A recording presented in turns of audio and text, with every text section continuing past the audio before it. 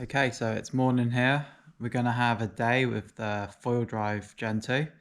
So just let me have a coffee and we'll get cracking with it. So for anyone who's not familiar with the foil assist type devices, we have a motor which is mounted closer to the board, which I'll go into why that's so important a bit later, as opposed to mounted closer to the foil like a regular e-foil. And then we've got the battery section, which is sandwiched between the mast plate and the board. And then we have the remote, which is super light, which you don't even notice you have in your hand really when you ride them. And what I love about the foil drive Gen 2 system is how modular everything is. So that's what was so appealing to me with why I really wanted to give this a go, is that I can use it on all of the equipment I love to prone surf. So this is my 4.2 Amherst shaped Spitfire, 26 litres. I'm using it with the Progression 125. To start out with, I would recommend using it on a bigger board, like something like this, which is a 5.5 by 18, 75 litre. This is the Amherst shaped Sultan board. So when you're not used to using this device, you'll find that you're not used to the pitching up it gives you when you pull on the throttle. So every time you pull on this throttle and it applies power, it lifts the nose of the board up. And so it takes a while to get used to that and kind of counteract it. Using the bigger board, having more board in front of the mast, it just helps smooth out that pitchiness. A board that can get up planing speed easier. So you can build up planer speed without having to juice the throttle so much. So it's a much smoother kind of forward motion you get with this board, and it's a lot easier to get on foil. So there is definitely a learning curve, which I did get a little bit frustrated with to start with when I put it on, naively put it on a small board for the first session. Bigger equipment just allows you to get to that stage faster, to feel it out. Then you can start downsizing and getting on your smaller equipment. So now using the Progression 125 is actually feels very comfortable to use that. So if you use a tiny chopper or wave to get going, it comes up out the water really fast. I have actually been able to flat water start this exact setup now. So it just opens up a whole world of potential. Like the other day, I just went for my first downwind run on this, and where I jumped off the headland, I was able to flat water start in the wind and chop shadow, motor all the way out to the wind line, and then hop up high on the mast, which is why having this motor mounted down here is like the epic thing about these type of systems. And then I'm just riding using this section with zero drag and doing a downwind run on my tiny 4.2, which I've been dreaming about ever since I started foiling. So before, I've only ever been able to access it with a wind wing. So that's just one of 100 opportunities this type of system is allowing. Coffee number 2. Just show you in one of these cases just how well thought out everything is here. I mean, that it's an impressive case to open with how everything's laid out, and literally every single little thing the guys have thought about. The attention to detail is absolutely insane. I mean, we've got the bolts, extra long ones, which accommodate having the foil drive box in. We've got the M8 and M6. We have different size motor pods at the front, even down to all the tools you need. Charger, there's wireless charger for the remote, every single type of bolt and nut you could ever possibly need, and all of the extra bits of hardware and everything. There's everything in there. Very impressive. So we'll head out and do some riding on it in a second. Christine won't be very happy on the camera. It is a bit grey and the light isn't great, but the conditions should be okay. Hopefully the wind's not too strong when we get down there. Having one mast, you just keep as like your dedicated foil drive mast, just so you don't have to retape. I mean, the retaping doesn't take long, but Otherwise you'd have to just remount and retape, but that's not the end of the world if you have to redo that every time. Fill your tracks with this foam, because the water gets into the tracks and can act as a little bit of a barrier for the signal. The added kind of benefit of holding the nuts in the right place as well. So get the foil drive app, open the foil drive app, get started, and scan the barcode on the side of the device, scan the battery,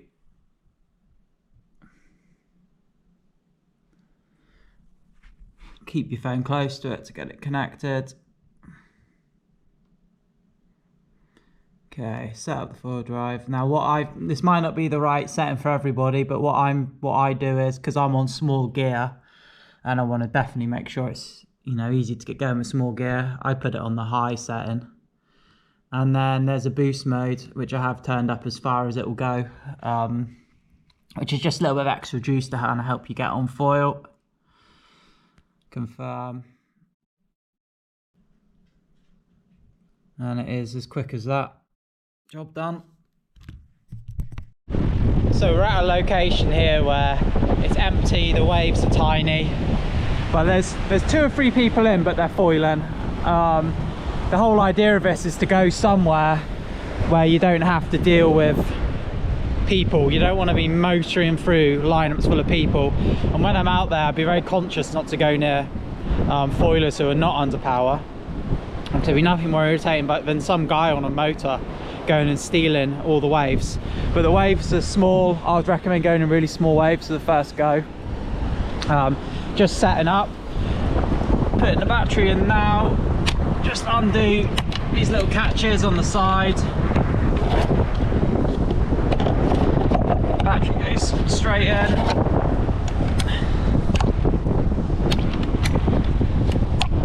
Literally simple as that. What's great is there's no buttons or anything you have to touch on any of the boards. It's all just controlled through this remote.